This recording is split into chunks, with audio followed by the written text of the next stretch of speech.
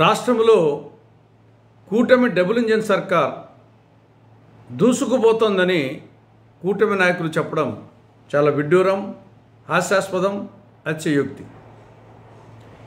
అప్పుల్లో మాత్రం దూసుకుపోతూ ఉండేది వాస్తవమే.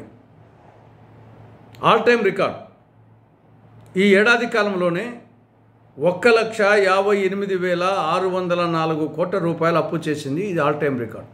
కాబట్టి అప్పుల్లో దూసుకుపోతా ఉంది. కానీ అభివృద్ధిలో మాత్రం చతికిలబడింది, అంకె వేసింది. కేంద్రం నుంచి గ్రాంట్ తెప్పియడంలో చతికిలబడింది. 2023-24లో కేంద్రం నుండి రాష్ట్రానికి వచ్చిన గ్రాంటు 34,698 కోట్ల రూపాయలైతే 2024-25లో కేంద్రం నుండి రాష్ట్రానికి వచ్చిన గ్రాంటు 20,135 కోట్ల రూపాయలు. అంటే 14,563 కోట్ల రూపాయలు కేంద్రం నుండి గ్రాంట్ తగ్గింది ఈ ఏడాదిలో. ఇది సాధించింది. ఇక రాష్ట్రానికి సంజీవని లాంటి ప్రత్యేక హోదా అమలు కావడం లేదు. రాయలసీమకు, ఉత్తరాంధ్రకు బుందేల్ఖండ్ తరహా స్పెషల్ డెవలప్మెంట్ ప్యాకేజీ నిధులు రాలేదు. కడప జిల్లాలో స్టీల్ ప్లాంటు, దుగరాజపట్నం ఓడరేవు నిర్మాణం కాలేదు. అమరావతికేమో గ్రాంట్ బదులు అప్పిస్తామంటుంది. పోలవరమేమో బహుళార్థ సాధక ప్రాజెక్టు నత్తనడక సాగుతూ ఉంది. విభజన చట్టంలో 9-10 షెడ్యూళ్ల కింద ఉన్నటువంటి సంస్థలు ఇంతవరకు ఆంధ్రప్రదేశ్కు రాలేదు. విశాఖ మెట్రో, విజయవాడ మెట్రో ఊసేలేదు. సంపద సృష్టించడం బదులు ఆవిరైపోతూ ఉంది.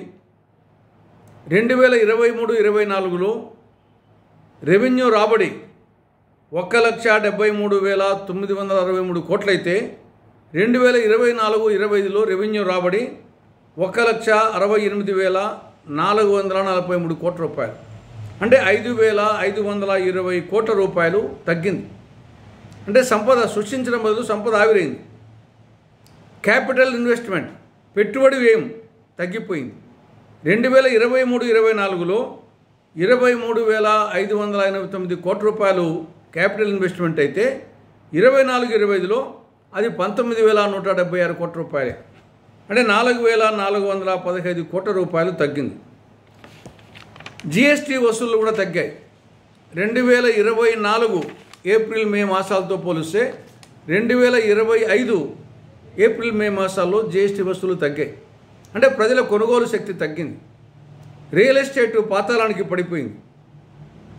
విద్యుత్ సర్దుబాటు ఛార్జీలు 15,440 కోట్ల రూపాయలు ఒకేసారి బాధడం జరిగింది. అంటే బాధుడే బాధుడు, వీరబాధుడు. కాబట్టి కూటమి ప్రభుత్వం చెప్పినట్టు, కూటమి పార్టీలు చెప్పినట్లు రాష్ట్రము అప్పుల్లో మాత్రము దూసుకుపోతూ ఉంది, అభివృద్ధిలో మాత్రము కుంటుపడింది, సతికిలబడింది అని ఖచ్చితంగా చెప్పక తప్పదు.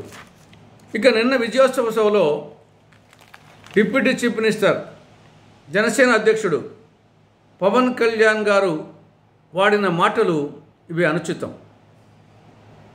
తొక్కి నార తీస్తాడట.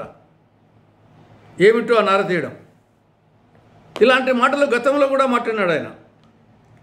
ఒకసారి జనసేన ఆఫీసులో, అప్పుడు ఇంకా అధికారం రాలేదు, ఏ మాట అన్నాడు? తమాషాగా ఉందా కొడకల్లారా, ప్యాకేజీ గీకేజీ అంటే చెప్పు చూపిస్తూ పళ్ళు రాలగొడతా, అరే వెధవలారా, సన్నాసులారా, చవటల్లారా, దద్దమ్మలారా, ఒంటి చేత్తో వచ్చి మెడ పిసికి తొక్కి చంపేస్తా, ఇలాంటి మాటలు మాట్లాడినాడు. ఆయన ఇప్పుడు నీతులు చెప్తున్నాడు. కోడలికి బుద్ధి చెప్పి అత్త తెడ్డు నాకింది అని ఒక సామెత ఉంది.